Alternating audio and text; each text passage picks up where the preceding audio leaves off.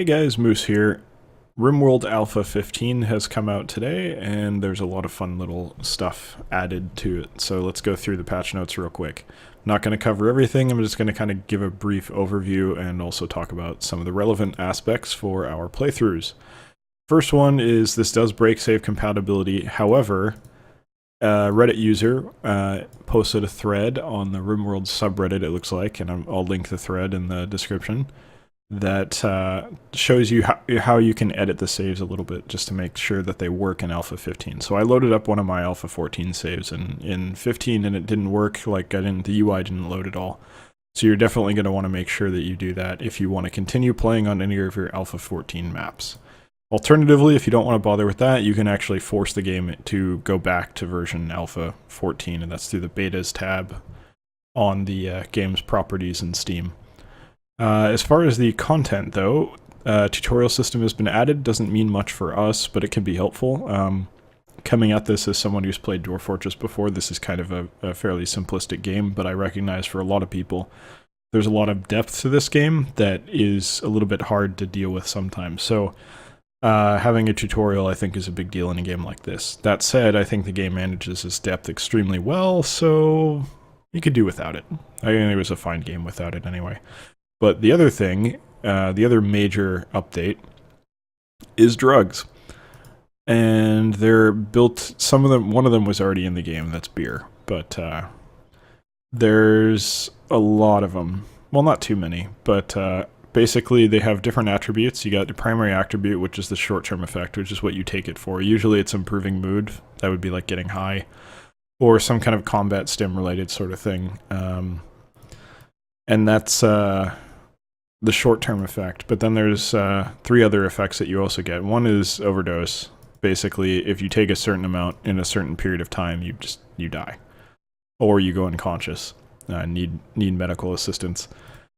Then there's tolerance, which reduces the effects over long periods of time that you're using it. So if you use it over and over and over again, eventually you don't get the effect as much. And I'm kind of curious if that applies to like there's a malaria block drug, which is like it prevents malaria infection.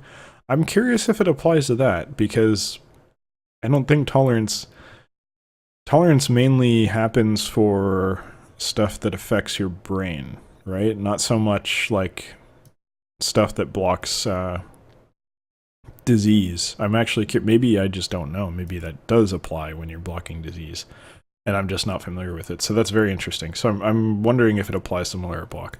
It does say that not all effects apply on all drugs. So there's some that you can't overdose on, and there's some that wouldn't build tolerance, potentially. So I would imagine maybe in that case malaria block doesn't build tolerance. That would be interesting to see. Anyway, the fourth one is addiction, which is pretty self-explanatory. Using the drug forms an addiction, and then as you use it, it generates a new desire for more, etc., etc. We all know what addiction is. So that, I like that that's in there. That's a pretty obligatory thing to put in. You can also assign drugs to be taken regularly. You have a policy system where you say, okay, well, we have a lot of mosquitoes here, so make sure you take malaria block once every 5 days or whatever. Whatever you decide to do. You can also actually assign them to drink beers periodically too, which is interesting. But here are the drugs. You got beer, that's self-explanatory. Malaria block blocks malaria for 5 days. Yayo, which is just this recreational drug. Same with flake, but flake is like the cheap short high one that's extremely addictive. That's kind of like crack, I think. Wake up, which improves work performance, but it's addictive. Smoke leaf, which is come on, obviously weed. More hunger, slower movement, better mood, worsened capacities. Can form dependence. So some people are going to be butthurt about that. It's not addictive, but you know the people in your life. If you know anyone who smokes pot who are kind of a little bit too into it, so maybe, I'm sure someone will get mad about that. Anyway, go juice, which is a combat stim. Pretty self-explanatory. It's addictive, of course. And then there's the be-all, end-all one, which is luciferium, which basically helps you a ton, but if you ever don't have it, you just die. and it's addictive 100% in the first dose. So you basically, it's a perma boost, but it's like food. Like if you don't have it, you die. That's it. Anyway, they're all made different ways, so you'll have to figure that out. I think that's a fun little thing to play with. I probably won't play around with drugs too much other than beer, and maybe even not beer, but we'll see. Then they also added deep drilling, which I like a lot, because it's, I was a little bit concerned about resource availability, and this helps because you can scan for like steel or whatever and just mine it. So that's at the end of the tech tree, but still, it's good that they added it. After that, there's a ton of stuff. One that actually applied to your stream I just did. Hunters will no longer hunt without a ranged weapon. Good.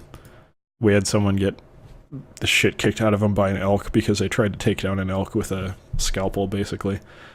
So it's good to see. But, yeah, very good patch. Lots of fun stuff. So I'm actually going to go play this right now. I really enjoy this game, and I want to check out the new changes. So, anyway, I'm going to go do that. Thanks for watching. Hope you enjoyed it, and hope you enjoy Alpha 15, or whatever Alpha 15. Hope you enjoy that as well, because it's a hell of a game, and you should buy it. Take care.